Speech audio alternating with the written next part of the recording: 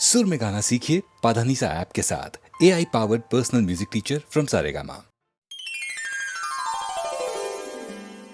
आइए प्रिय भक्त वृंदो, श्री शुक्रवार व्रत कथा अथवा संतोषी माता की कथा प्रारंभ करें। सिद्ध सदन सुंदर बदन, गणनायक महाराज, दास आपका हो सदा,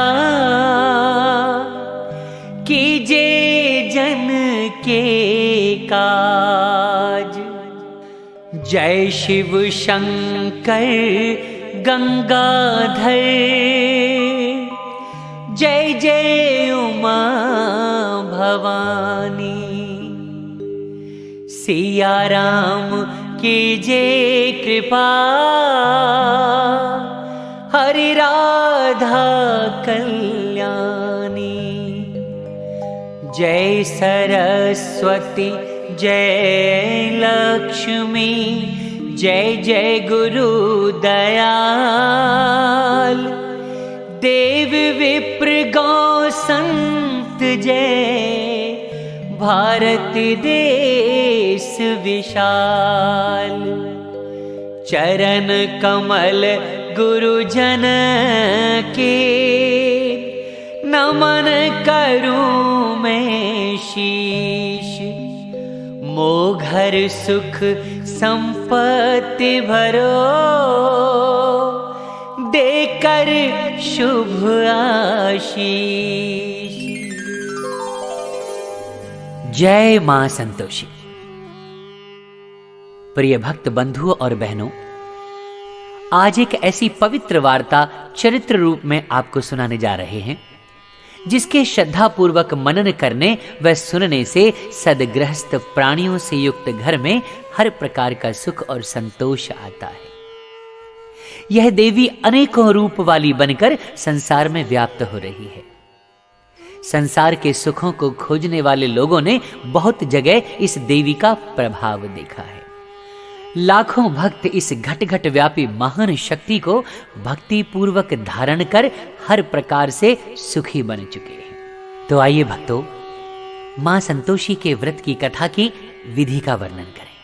संतोषी माता के पिता गणेश, माता रिद्धि सिद्धि, धन धान्य, सोना चांदी, मोती मूंगा रत्नों से भरा परिवार।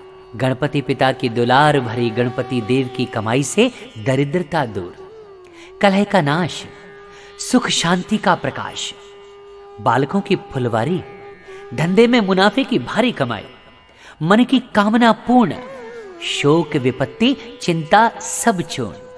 संतोषी माता का लो नाम, जिससे बन जाएं सारे काम। बोलिए मां संतोषी की जय। भक्तवृंदो, इस व्रत को करने वाला कथा कहते हुए सुनते समय हाथ में गुड़ व भुने हुए चने रखे, और सुनने वाले संतोषी माता की जय, संतोषी माता की जय, इस प्रकार जय जयकार मुख से बोलते जाएं। कथा समाप्त होने पर हाथ का गुड़ चना गौ माता को खिलावें। कलश पर रखा हुआ गुड़ चना सबको प्रसाद के रूप में बांट दें। कथा से पहले कलश को जल से भरें, उसके ऊपर गुड़ चने से भरा कटोरा रखें। कथा समाप्त होने और आरती होने के बाद कलश के जल को घर में सब जगहों पर छिड़कें और बचा हुआ जल तुलसी की क्यारी में डाल दें। 1.25 रुपए का गुड़ चना लेकर माता का व्रत करें। 1.25 आने का गुड़ लें तो भी कोई आपत्ति नहीं है। गुड़ घर में हो तो ले लें, विचार ना करें, क्योंकि माता भावना की भूखी है, कम ज्यादा का कोई विचार नहीं। इसलिए जितना अर्पण करें, श्रद्धा और प्रेम से प्रसन्न मन हो व्रत करना चाहिए। व्रत के उद्यापन में 2.5 सेर खाजा, मोमनदार पूड़ी, खीर, चने का साग नैवेद्य रखें। घी का दीपक जलाएं। संतोषी माता की जय जयकार बोलकर नारियल फोड़ें। इस दिन घर में कोई खटाई न खावे और न आप खावे और न किसी को खाने दें। इस दिन 8 लड़कों को भोजन करावें। देवर जेठ घर कुटुंब के लड़के मिलते हों तो दूसरों को बुलाना नहीं, और कुटुंब में ना मिलें तो ब्राह्मणों के रिश्तेदारों के या पड़ोसियों के लड़कों को बुलावें। उन्हें खटाई की कोई वस्तु न दें तथा भोजन करवाकर यथाशक्ति दक्षिणा दें। ध्यान रखें, नगद पैसा न दें, कोई वस्तु दक्षिणा में दे दें। व्रत करने वाला कथा सुन प्रसाद लेवे, एक समय भोजन करे। इस तरह से माता अत्यंत खुश होती है और दुख दरिद्रता दूर होकर मनोकामना को पूर्ण करती है। जय मां संतोषी। आइए भक्तों, अब माता संतोषी की व्रत की कथा प्रारंभ करें। एक बुढ़िया थी, उसके 7 पुत्र थे। 6 कमाने वाले थे, एक निकम्मा था। बुढ़िया मां 6 पुत्रों की रसोई बनाती, भोजन कराती और पीछे से जो कुछ बच जाता सो 7वें को दे देती थी। परंतु वह बड़ा भोला भाला था, मन में कुछ विचार नहीं करता था। एक दिन अपनी बहू से बोला, देखो मेरी माता का मुझ पर कितना स्नेह है। वह बोली, क्यों नहीं, सबका झूठा बचा हुआ तुमको खिलाती है। वह बोला, भला ऐसा भी कहीं हो सकता है? मैं जब तक आंखों से न देखूं मैं नहीं मान सकता। तब बहू ने हंसकर कहा, तुम देख लोगे तब तो मानोगे। कुछ दिन बाद बड़ा त्योहार आया। घर में 7 प्रकार के भोजन और चूरमा के लड्डू बने। वह जांचने को सिर दर्द का बहाना कर पतला कपड़ा सिर पर ओढ़कर रसोई घर में सो गया और कपड़े में से सब देखता रहा। 6 भाई भोजन करने आए। उसने देखा मां ने उनके लिए सुंदर सुंदर आसन बिछाए हैं, 7 प्रकार की रसोई परोसी है। वह आग्रह करके जिमाती है, वह देखता रहता है। 6 भाई भोजन करके उठे तब माता ने उनकी झूठी थालियों में से लड्डुओं के टुकड़ों को उठाया और एक लड्डू बनाया। जूठन साफ कर बुढ़िया मां ने पुकारा, उठो बेटा, 6 भाई भोजन करके चले गए हैं, अब तू ही बाकी है, उठना, कब खाएगा? वह कहने लगा, मां मुझे भोजन नहीं करना, मैं परदेश जा रहा हूं। माता ने कहा, कल जाता हो तो आज ही चला जा। वह बोला, हां हां आज ही जा रहा हूं। यह कहकर वह घर से निकल गया। चलते समय बहू की याद आई। वह गौशाला में कंडे थाप रही थी। वहीं जाकर उससे बोला, मेरे पास तो कुछ नहीं, यह अंगूठी है, सो ले और अपने कुछ निशानी मुझे दे दे। वह बोली, मेरे पास क्या है, यह गोबर भरा हाथ है। यह कहकर उसकी पीठ में गोबर के हाथ की थाप मार दी और वह चल दिया। चलते चलते दूर देश में पहुंचा। वहां पर एक साहूकार की दुकान थी। वहां जाकर कहने लगा, भाई मुझे नौकरी पर रख लो। साहूकार को जरूरत थी, बोला ठीक है रह जा। लड़के ने पूछा, तनख्वाह क्या दोगे? साहूकार ने कहा, काम देखकर दाम मिलेंगे। और इस तरह साहूकार की नौकरी मिली। वह सवेरे 7 बजे से रात तक नौकरी बजाने लगा। कुछ दिनों में दुकान का सारा लेन देन, हिसाब किताब, ग्राहकों को माल बेचना, सारा काम वो अकेले ही करने लगा। साहूकार के 7-8 नौकर थे। वे सब चक्कर खाने लगे कि यह तो बहुत होशियार बन गया है। सेठ ने भी काम देखा और 3 महीने में उसे आधे मुनाफे का साझीदार बना लिया। वह 12 वर्षों में ही नामी सेठ बन गया और मालिक सारा कारोबार उस पर छोड़कर बाहर चला गया। अब बहू पर क्या बीती सो आप सुनिए। सास ससुर उसे दुख देने लगे। सारी गृहस्थी का काम करवाकर उसे लकड़ी लेने जंगल में भेजते। इस बीच घर की रोटियों के आटे से जो भूसी निकलती उसकी रोटी बनाकर रख दी जाती और फूटे नारियल के खोपरे में पानी दिया जाता। इस तरह दिन बीतते रहे। एक दिन वह लकड़ी लेने जा रही थी कि रास्ते में बहुत सी स्त्रियां माता संतोषी का व्रत करती दिखाई दी। वो वहां खड़े होकर कथा सुनकर बोली, बहनों यह तुम किस देवता का व्रत करती हो और इसके करने से क्या फल मिलता है? इस व्रत के करने की कहिए क्या विधि है? यदि तुम अपने व्रत का विधान मुझे समझाकर कहोगी तो मैं तुम्हारा बहुत एहसान मानूंगी। तब उनमें से एक स्त्री बोली, सुनो, यह मां संतोषी का व्रत है। इसके करने से निर्धनता, दरिद्रता का नाश होता है, लक्ष्मी का वास होता है, मन की चिंताएं दूर होती हैं, घर में सुख होने से मन को प्रसन्नता और शांति मिलती है। निपुत्र को पुत्र मिलता है। प्रीतम अगर बाहर गया हो तो जल्दी आ जाता है। कुंवारी कन्या को मनपसंद वर मिल जाता है। राजद्वारे में बहुत दिनों से मुकदमा चलता हो तो खत्म हो जाता है। सब तरह सुख शांति हो जाती है। घर में धन जमा होता है। पैसा जायदाद का लाभ होता है। रोग दूर हो जाते हैं तथा और जो कुछ मन में कामना हो वे सब इस मां संतोषी की कृपा से पूरी हो जाती है। इसमें कोई संदेह नहीं। वह पूछने पर कहने लगी, यह व्रत कैसे किया जाए, यह भी बता दो तो बड़ी कृपा होगी। तब एक स्त्री कहने लगी, 1.25 रुपए का गुड़ चना लेना, इच्छा हो तो 5.25 रुपए का ले लेना या 11.25 रुपए का, जैसे भी सहूलियत अनुसार, लेकिन हां लेना बिना परेशानी। श्रद्धा और प्रेम से जितना बन सके सवाया लेना। 1.25 रुपए से 5.25 रुपए तथा इससे भी ज्यादा शक्ति और भक्ति के अनुसार लेना। हर शुक्रवार को एक समय निराहार रहकर कथा कहना और सुनना। इसके बीच क्रम टूटे नहीं, लगातार नियम का पालन करना। और हां, सुनने वाला यदि कोई ना मिले तो घी का दीपक जलाकर उसके आगे जल के पात्र को रखकर कथा कहना, परंतु नियम न टूटे जब तक कार्य सिद्ध ना हो।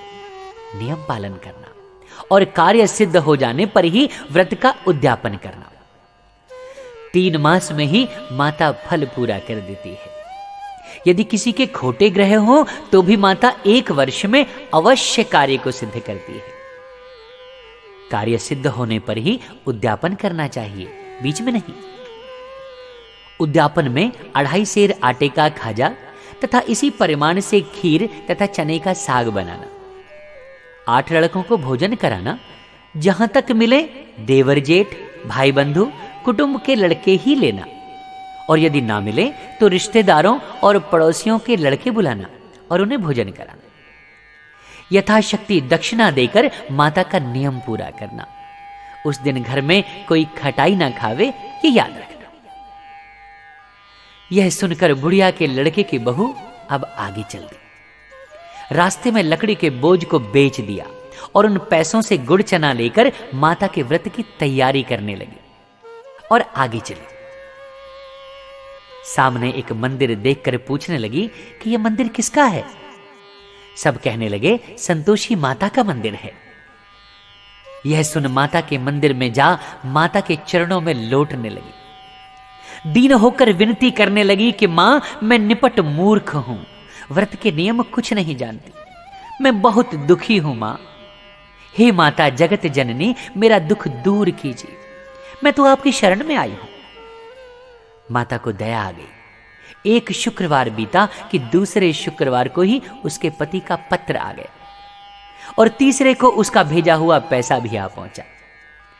यह देख जेठानी मुंह सिकोड़ने लगी, इतने दिनों में पैसा आया, इसमें क्या बड़ाई है। और लड़के ताने देने लगे कि काकी के पास अब पत्र आने लगे हैं, रुपया आने लगा है, अब तो काकी की खातिर बढ़ेगी, अब तो काकी बुलाने से भी नहीं बोलेगी। बेचारी सरलता से कहती, भैया पत्र आवे रुपया आवे तो हम सबके लिए अच्छा है। ऐसा कहकर आंखों में आंसू भरकर संतोषी माता के मंदिर में आ मातेश्वरी के चरणों में गिरकर रोने लगी। मां, मैंने तुमसे पैसा नहीं मांगा, मुझे पैसे से भला क्या काम, मुझे तो अपने सुहाग से काम है, मैं तो अपने स्वामी के दर्शन और सेवा मांगती हूं।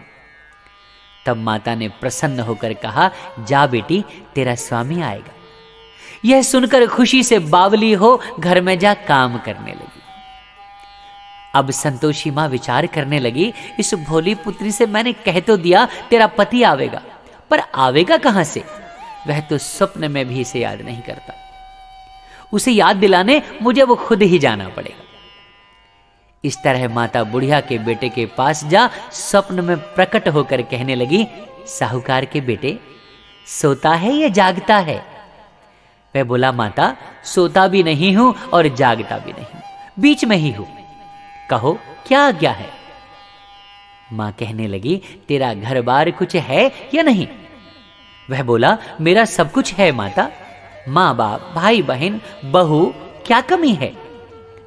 माँ बोली, भोले पुत्र, तेरी स्त्री घोर कष्ट उठा रही है, माँ बाप उसे दुख दे रहे हैं, वे तेरे लिए तरस रही है, तू उसकी सुधि ले। वह बोला, हाँ माता, यह तो मुझे मालूम है, परंतु मैं जाऊं तो जाऊं कैसे? परदेश की बात है, लेन देन का कोई हिसाब नहीं, कोई जाने का रास्ता नजर नहीं आता, कैसे चला जाऊं? मां कहने लगी, मेरी बात मान, सवेरे नहा धोकर संतोषी माता का नाम ले, घी का दीपक जला, दंडवत कर दुकान पर जा बैठना। देखते देखते तेरा लेन देन सब चुक जाएगा, जमा माल भी बिक जाएगा, सांझ होते होते देखना धन का ढेर लग जाएगा। जब सवेरे बहुत जल्दी उठ उसने लोगों से अपने सपने की बात कही तो वे सब उसकी बात अनसुनी कर दिल लगी उड़ाने लगे। कहीं सपने भी सच होते हैं? तब एक बूढ़े व्यक्ति ने कहा, देख भाई, मेरी बात मान, इस प्रकार सांच झूठ करने के बदले देवता ने जैसा कहा है वैसा ही करने में भला तेरा जाता क्या है?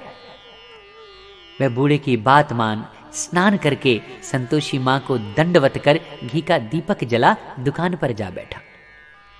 थोड़ी देर में वह क्या देखता है कि देने वाले रुपया लाए, लेने वाले हिसाब लेने लगे। कोठे से भरे सामानों के खरीदार नगद दाम में सौदा करने लगे। शाम तक धन का ढेर लग गया। अब माता का चमत्कार देख प्रसन्न हो मन में माता का नाम ले घर ले जाने के वास्ते गहना कपड़ा वो खरीदने लगा और वहां के काम से निपटकर वह घर को रवाना हो गया। वहां बहू बेचारी जंगल में लकड़ी लेने जाती है। लौटते वक्त मां के मंदिर पर विश्राम करती है। वह तो उसका रोजाना रुकने का स्थान था। दूर से धूल उड़ती देख वह माता से पूछती है, हे माता, ये धूल कैसी उड़ रही है? तब माता ने कहा, हे पुत्री, तेरा पति आ रहा है। अब तू ऐसा कर, लकड़ियों के 3 बोझ बना ला, एक नदी किनारे रख, दूसरा मेरे मंदिर पर और तीसरा अपने सिर पर रख ले। तेरे पति को लकड़ी का गट्ठा देखकर मोह पैदा होगा। वह वहां रुकेगा, नाश्ता पानी बना खाकर मां से मिलने जाएगा। तब तू लकड़ियों का बोझ उठाकर घर जाना और बीच चौक में गट्ठा डालकर 3 आवाजें जोर से लगाना, लो सासू जी, लकड़ियों का गट्ठा लो, भूसी की रोटी दो और नारियल के खोपरे में पानी दो। आज कौन मेहमान आया है? तब मां संतोषी की बात सुन बहू बहुत अच्छा कहकर प्रसन्न होकर लकड़ियों के 3 गट्ठे ले आई। एक नदी तट पर, एक माता के मंदिर पर रखा। इतने में ही एक मुसाफिर आ पहुंचा। सूखी लकड़ी देख उसकी इच्छा हुई कि अब यहीं विश्राम करे और भोजन बना खाकर गांव जाए। इस प्रकार भोजन बना विश्राम कर वह गांव को गया। सबसे प्रेम से मिला। उसी समय बहू सिर पर लकड़ी का गट्ठा लिए आती है। लकड़ी का भारी बोझ आंगन में डाल जोर से 3 आवाज देती है, लो सासू जी, लकड़ी का गट्ठा लो, भूसी की रोटी दो, नारियल के खोपरे में पानी दो। कहो आज कौन मेहमान आया है? यह सुनकर सास बाहर आ अपने दिए हुए कष्टों को भुलाते हुए कहती है, बहू ऐसा क्यों कहती है? तेरा मालिक ही तो आया है। आ बैठ, मीठा भात खा, भोजन कर, कपड़े गहने पहन।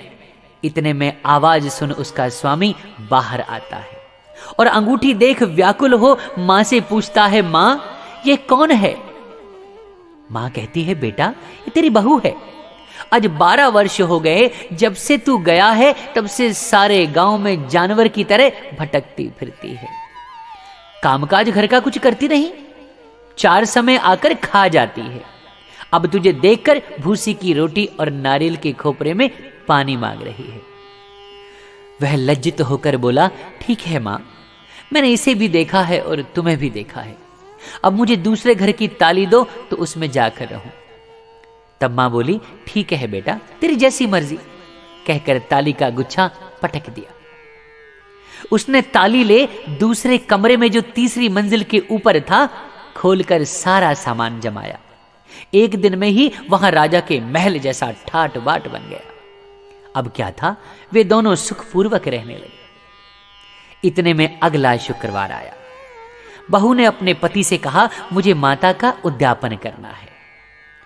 पति बोला, बहुत अच्छा, खुशी से करो। वह तुरंत ही उद्यापन की तैयारी करने लगी। जेठ के लड़कों को भोजन के लिए कहने गई। उसने मंजूर किया, परंतु पीछे जेठानी अपने बच्चों को सिखलाती है, देखो रे, भोजन के समय सब लोग खटाई मांगना, जिससे उसका उद्यापन पूरा ना हो सके। लड़के जीवने आए, खीर पेट भर कर खाई, परंतु याद आते ही कहने लगे, हमें कुछ खटाई दो, खीर खाना हमें भाता नहीं, देखकर अरुचि होती है।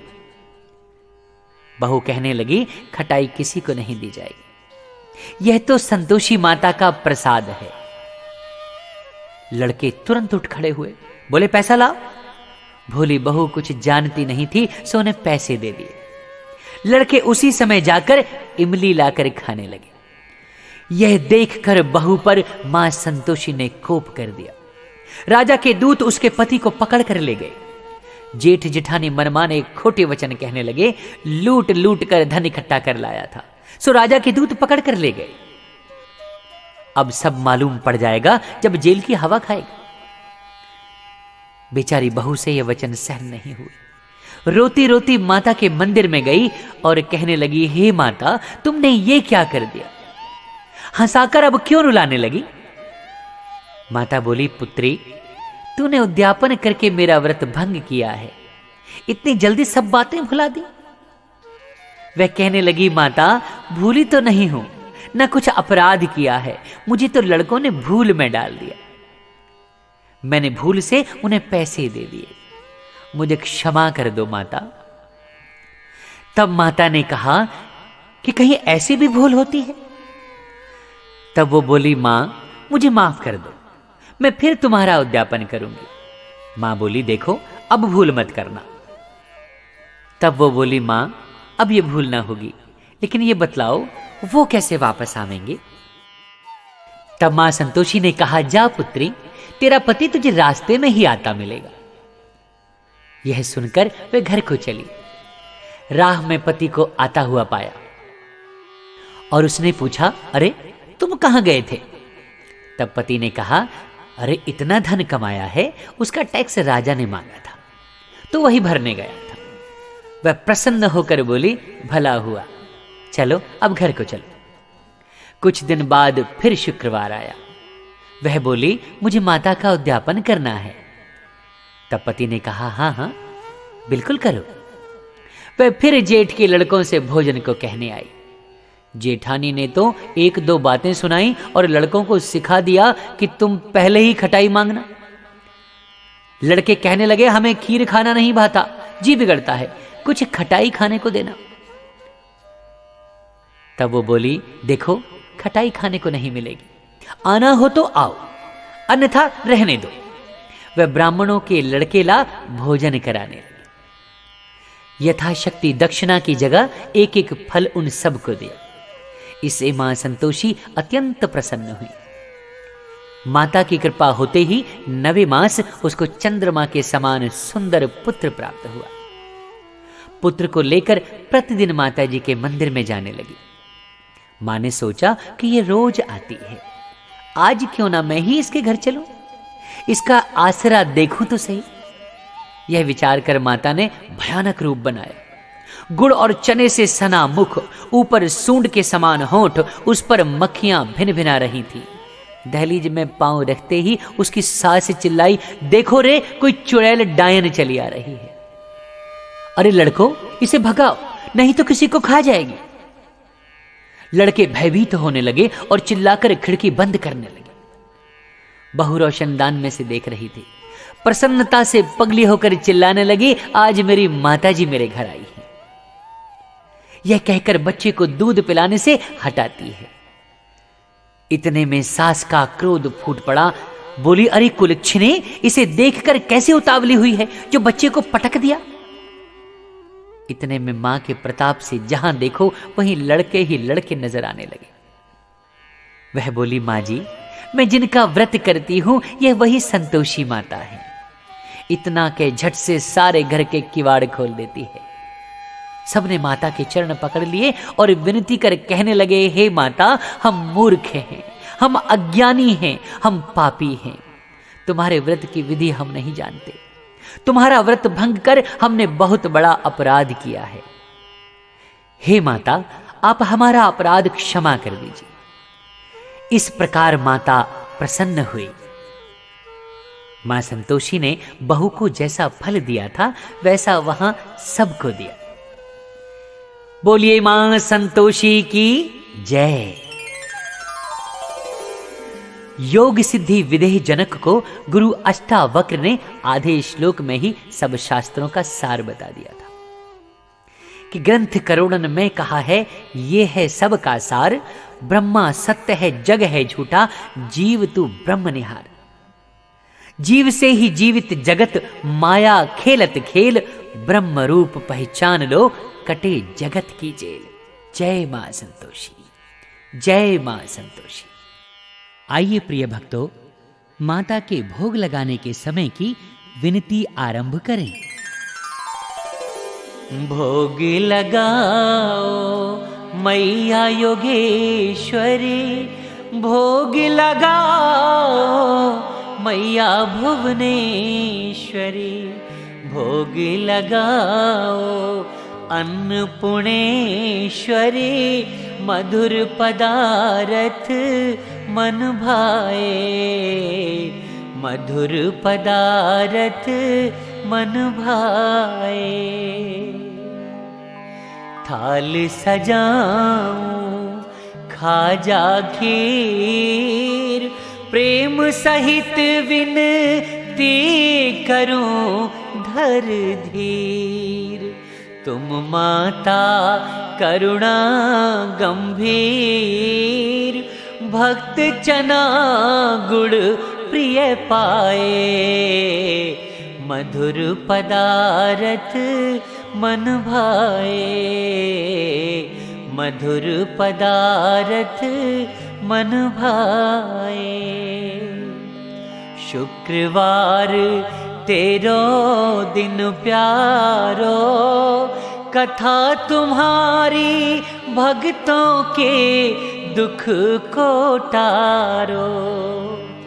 भाव मन में तेरो न्यारो, मन माने सुख प्रगटाए, मधुर पदारथ मन भाए, मधुर पदारथ मन भाए। जय मां संतोषी, जय जय मां संतोषी। मेरे दिल में आज क्या है, तू कहे तो मैं बता दूं। मेरे दिल में आज क्या है, तू कहे तो मैं बता दूं। तेरी जुल्फ फिर सवारूं, तेरी मांग फिर सजा दूं। मेरे दिल में आज क्या है, तू कहे तो मैं बता दूं।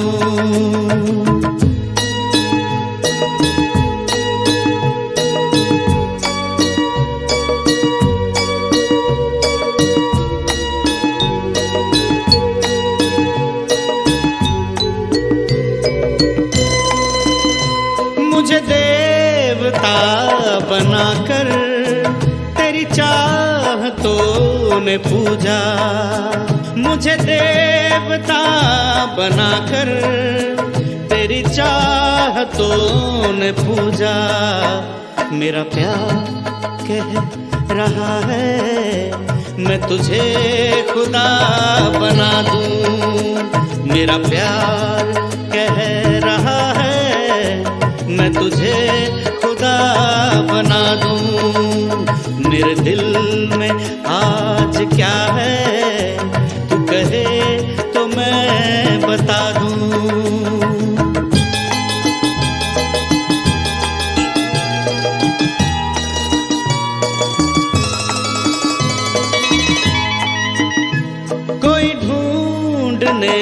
भी आए तो हमें न ढूंढ पाए, कोई ढूंढने भी आए तो हमें न ढूंढ पाए।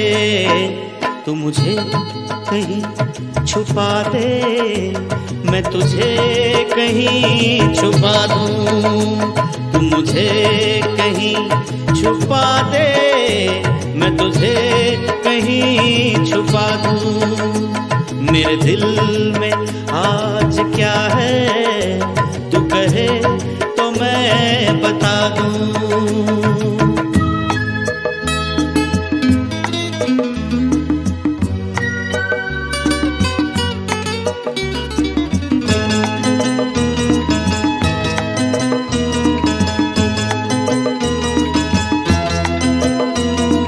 बाजुओं में आकर तेरा दर्द चैन पाए, मेरे बाजुओं में आकर तेरा दर्द चैन पाए।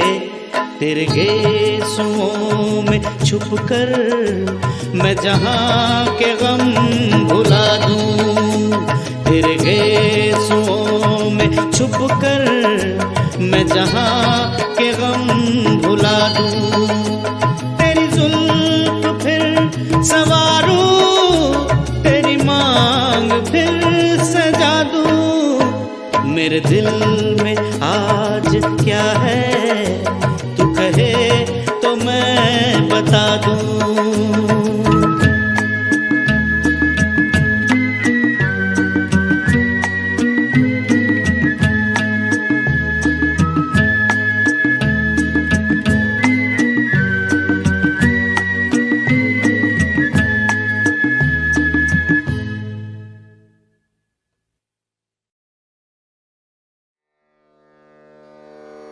नमस्कार दोस्तों, मैं शैलेंद्र भारती आपके समक्ष प्रस्तुत हुआ हूं एक और कहानी लेकर। जी हां, कहानी का शीर्षक है राम सेतु और इस कहानी को हमने लिया है पद्म पुराण से। दोस्तों, हर भारतवासी की सांस जब बाहर जाती है तो राम कहती है, और सांस जब शरीर के अंदर आती है तो राम कहती है। सांस सांस में राम राम है। इन्हीं राम की कथा में एक प्रसंग है राम सेतु का। कई सालों तक इतिहासकार कहते रहे कि ऐसा कोई सेतु नहीं। फिर 2017 में एक रिपोर्ट के अनुसार नासा की सैटेलाइट की कुछ पिक्चर्स का जब विश्लेषण किया गया तो कुछ साइंटिस्ट ने यह दावा किया कि पत्थरों और चट्टानों की यह श्रृंखला मानव निर्मित है, ये कोई प्राकृतिक घटना नहीं। ऐसे साक्ष्य तो आते ही रहेंगे। भारत के जन जन को ऐसे किसी प्रूफ की आवश्यकता नहीं दोस्तों, जो उन्हें राम की कहानी की सच्चाई के बारे में बताएं। आज की हमारी पद्म पुराण से ली गई कथा अनूठी है। आपने असंख्य कथाएं इस राम सेतु के बनने के बारे में सुनी होगी, पर आज की हमारी कथा इस बात का दावा करती है कि राम जी ने ही इस सेतु को तोड़ भी दिया था। तो आइए जानते हैं कि क्या है इस कथा में। तो दोस्तों, रावण का वध हो चुका था और राम अयोध्या में वापस आकर अपना राज्य संभाल चुके थे। जब कुछ समय बीता तो उनके मन में विभीषण का विचार आया। वे सोचने लगे कि क्या विभीषण लंका पर राज्य सही कर रहे हैं, कैसे चल रहा है उसका राजपाट। ये सब बातें जब राम सोच ही रहे थे तब किसी काम से भरत उनके पास आए। भरत से बात करने के बाद दोनों के मन में आया कि यदि ये सब जानना है तो इसके लिए लंका जाना होगा। भरत और राम लंका जाने के लिए तैयार हो गए। जाते हुए वे लक्ष्मण को अयोध्या का उत्तरदायित्व सौंप कर गए। पुष्पक विमान में बैठे और दोनों भरत और राम लंका के लिए चल पड़े। स्वाभाविक है कि जब पुष्पक विमान लंका की ओर जा रहा था तो रास्ते में वो स्थान भी आया जहां पर पहले राम जी सीता माता की खोज कर चुके थे। उड़ते हुए जब रास्ते में किष्किंधा आया तो राम जी वहां पर रुके। किष्किंधा में सुग्रीव थे। राम ने उनसे कुशल मंगल की बातें की और अपना लंका जाने का कारण बताया। सुनकर सुग्रीव भी लंका चलने की इच्छा जताने लगे और इस तरह वे भी राम और भरत के साथ चल दिए। राम आ रहे हैं, ऐसा कैसे हो सकता था कि उनके आने का समाचार विभीषण को न मिलता। जैसे ही समाचार विभीषण तक पहुंचा, वो उसी समय उन्होंने लंका को सजाने का आदेश दे दिया। किष्किंधा से आगे जब लंका की ओर निकले तो राम उस सेतु को देखने लगे जिसे उन्होंने वानरों और भालुओं की सहायता से बनवाया था। राम सेतु पूरी रामायण कथा का एक महत्वपूर्ण पड़ाव था दोस्तों। राम बस अयोध्या का राजकाज संभालने ही वाले थे जब मंथरा और कैकई के कारण राम को वनवास जाना पड़ा। वो तो अकेले ही जाना चाहते थे, पर लक्ष्मण और सीता भी उनके साथ चले। 14 सालों का वनवास 14 सालों में ही बीतना था, पर इस बीच ऐसा कुछ हुआ कि जैसे कई युग बीत गए हों। कितने ही राक्षसों का राम ने संहार किया, बाली से युद्ध कर सुग्रीव को राजा बनाया, भगवान होते हुए भी सीता का वियोग सहन किया, पूरी लंका नगरी और महाबली रावण से युद्ध का निर्णय लिया। राम तो वन में तपस्वी के जैसे आए थे। उनके साथ में लक्ष्मण और सीता के अलावा अगर कुछ था तो वो था उनका धनुष बाण। फिर उन्होंने वानरों की सहायता से एक ऐसी सेना तैयार की जो रावण की सेना से टक्कर ले सके। और सबसे बड़ी बात, इसी वनवास के दौरान उन्हें राम भक्त श्री हनुमान मिले। हनुमान जो रुद्र के रूप हैं पर अपने को राम भक्त कहते हैं। यदि हनुमान न होते तो क्या लक्ष्मण बच पाते? क्या सीता माता तक राम का संदेश पहुंच पाता? ऐसी सारी स्मृतियों से जुड़ा था यह राम सेतु, जिसे लंका जाते हुए राम देख रहे थे। राम लंका पहुंचे। विभीषण खुले मन से राम, भरत और सुग्रीव का स्वागत करते हैं। उन्हें लंका के भीतर ले गए। राम ने विभीषण से पूछा, उनका राज्य का कामकाज कैसा चल रहा है? कोई समस्या तो नहीं? विभीषण उन्हें सारी बातें बताते हैं। सब कुछ ठीक चल रहा था। ये जानकर राम जी को प्रसन्नता हुई। फिर राम विभीषण को धर्म और अधर्म का ज्ञान देते हैं। धर्म ही तो है जिसका पालन करते हुए राजा को राज्य करना होता है। पर विभीषण को एक चिंता सता रही थी कि यदि कोई मानव उस राम सेतु से लंका की ओर आ गए तो उनके राज्य को खतरा हो सकता है।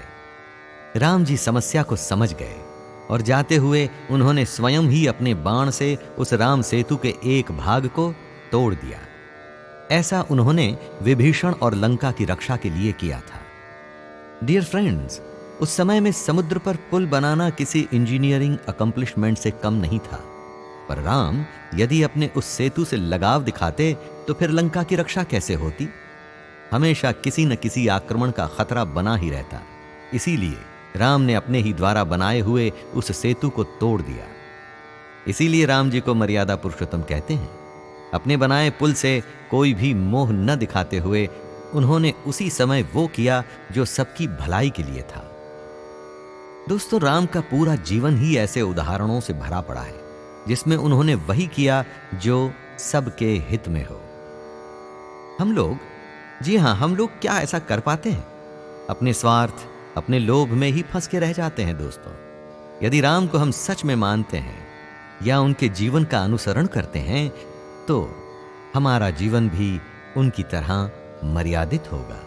हम पुरुषों में उत्तम होंगे और हमारा जीवन राममय होगा। आशा है आप सभी इस कहानी से लाभान्वित होंगे। इसी आशा के साथ मैं शैलेंद्र भारती आप सबसे आज्ञा लेता हूं। जय श्री राम।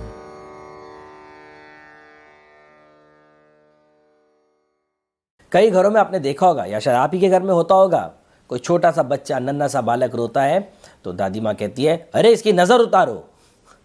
नज़र क्यों उतारते हैं, आइए जानते इस वीडियो में। नमस्ते दोस्तों, मेरा नाम है ऋषि नंदा। हमारे घर में भी ये प्रथा है, जब भी कोई छोटा सा बालक रोता है माँ उसे चुप कराने की कोशिश करती है, लोरी सुनाती है, सुनाने की कोशिश करती है, उसे लेके टहलती है, उससे बातें करती है। माँ अपने प्रेम में उस बच्चे को पूछती है, क्या हुआ, बताओ ना क्या हुआ। अरे वो नन्हा सा बालक है, 6-8 महीने का, 10 महीने का, कैसे बताएगा अगर वो बताना भी चाहता है।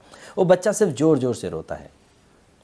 माँ हो सकता है कभी कोई डॉक्टर को पूछे कि क्या हो गया, कभी कोई मेडिसिन भी दे दे क्या हो गया, परंतु फिर भी वो बच्चा चुप नहीं होता है। और उसमें से बड़े बुजुर्ग कह देंगे, ये सब छोड़ो, बच्चे की नज़र उतारो, इसे नज़र लग गई है। अब ये जो प्रथा है, नज़र लग गई है, नज़र उतारो, ये तो अंधविश्वास पे भी जा सकता है, परंतु आप जानते हैं इसके पीछे कुछ कारण है। उन कारणों को समझने की कोशिश करते हैं। पहले तो ये समझते हैं कि नज़र उतारना क्या होता है।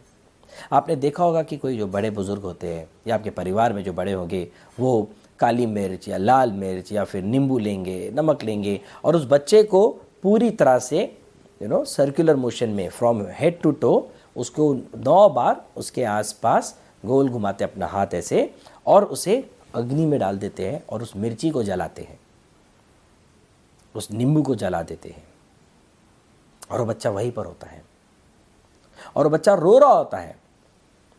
परंतु कई बार होता है ऐसा, वो रोता हुआ बच्चा शांत हो जाता है, चुप हो जाता है, सो भी जाता है। आपने कभी गौर फरमाया है? मैंने तो देखा ऐसे होते हुए। ऐसा क्यों होता है आप जानते हो? क्योंकि जब हम उस मिर्ची को लेते हैं, हम उस नींबू को लेते हैं, हम उस नमक को लेते हैं और जब उसे फायर में डाल देते हैं, तो वो जब जलता है तो उस कारण वहाँ पे जितने भी जर्म्स होते हैं, इंसेक्ट्स होते हैं, हो सकता है कोई मॉस्किटोज़ होए, वो वहाँ से भाग जाते हैं और बच्चे को जो अनकंफर्टेबल और कई बार जो इनविजिबल जर्म्स होती है, जो कोई भी माँ, कोई भी पिता, कोई भी व्यक्ति देख नहीं पाता है, वो वहाँ से दूर चला जाता है बच्चे से, क्योंकि उनकी इम्यूनिटी इतनी स्ट्रांग नहीं होती जितनी हमारी है, हम बड़ों की। और वो मदद करता है उस बच्चे को आराम से बैठने की, खेलने के लिए, मस्ती करने के लिए और कई बार सोने में। तो इसलिए जब अगली बार अगर आपका बच्चा रो रहा है, पहले आप बात कीजिए, खेलिए, उसे सुलाने की कोशिश कीजिए। अगर नहीं मानता है तो एक बार उस बच्चे की नज़र उतार के देखिए। धन्यवाद। द्वाविमौ पुरुषौ लोके क्षरश्चाक्षर एव च क्षरः सर्वाणि भूतानि कूटस्थोऽक्षर उच्यते। संसार में जो भी जीव होता है एक दिन उसकी मृत्यु निश्चित है। गलत। संसार में 2 प्रकार के जीव होते हैं, एक नाशवान यानी कि क्षर और दूसरे अविनाशी यानी अक्षर। जो क्षर मतलब कि नाशवान होते हैं उन्हीं की मृत्यु निश्चित है, लेकिन समस्त जीवों की आत्मा अविनाशी है, उसकी मृत्यु नहीं होती, वो कभी नहीं मरती। ये ही सारे ज्ञान का आधार है। इसके आगे ही कृष्ण का बाकी का ज्ञान बढ़ना शुरू होता है। यही आपको समझना होगा दोस्तों कि आत्मा अमर है, उसी ब्रह्म का अंश है। जिस दिन वो उसी ब्रह्म में मिलेगी तो आपको मुक्ति मिलेगी, वरना नहीं।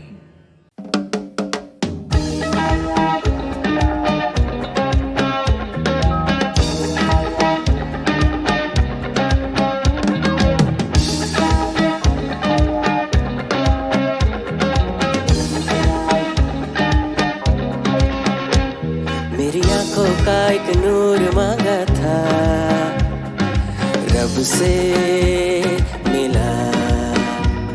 तेरे जैसा एक हुजूर मांगा था, रब से मिला।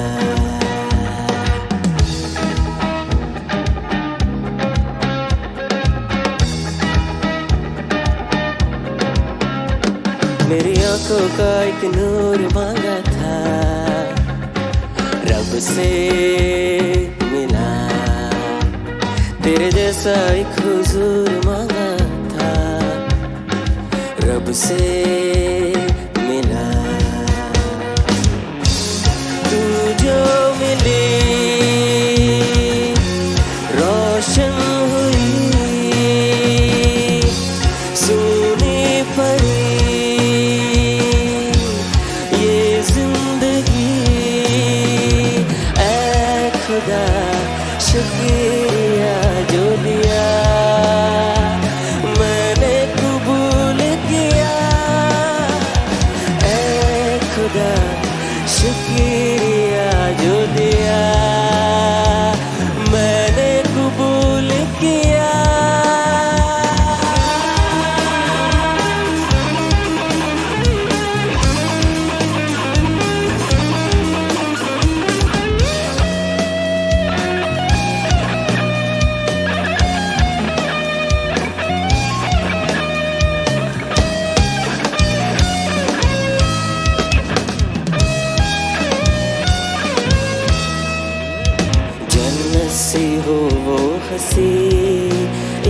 परी, ऐसा हुजूर खुदा से मेरे मांगा था। बन के रहे वो मेरी जिंदगी, ऐसा हुजूर खुदा से मेरे मांगा था। उसकी हंसी, उसका नशा, मदहोश सी उसकी अदा, खुद खुदा यूं मेहरबा हुआ, दिल को सुकून मिल गया। ऐ खुदा शुक्रिया जो दिया, मैंने कबूल किया। ऐ खुदा शुक्रिया जो दिया, मैंने कबूल किया।